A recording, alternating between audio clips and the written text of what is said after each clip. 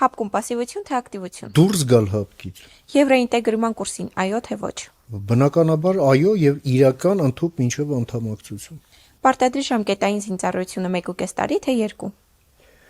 1.5 հետագա նշանառությամբ մինչև 8 ամիս, որովհետև դա արվում է նաև համապարփակ պաշտպանության եւ անվտանգության համակարգի ներդրման շրջանակներում։ Քաղաքական բանտարկյալներ կան թե ոչ։ Երկե ոչ։ Հայաստան-Ադրբեջան սահմանազատումը ըստ 91 թվականի թե ոչ։ Այո, որովհետև այլ լեգիտիմ հիմքեր մենք չունենք, անկախ նրանից ում համար է սա հաճելի թե ոչ։ Եկեղեցին պետք է քաղաքական ասելիք ունենա թե ոչ։ Կատեգորիկ կերպով ոչ։ Արցախի հարցը փակված է թե ոչ։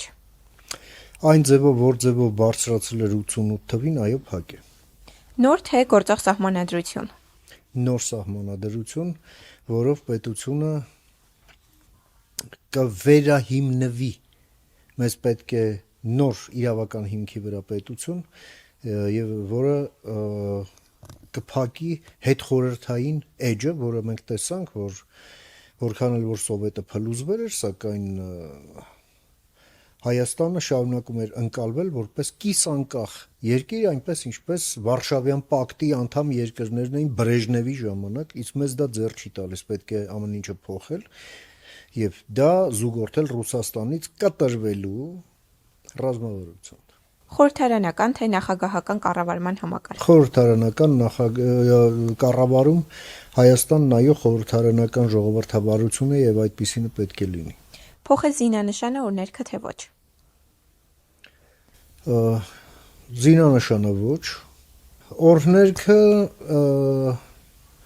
ինչ որ առումով այո փոփոխության ենթակա է։ Ստորագրել նախաստորագրված խաղաղության պայմանագիրը թե ոչ։ Այո, ստորագրել եւ օր առաջ։ Թուրքիայի հետ սահմանի անհապաղ բացում թե ոչ։ Բնականաբար անհապաղ բացում, պարզապես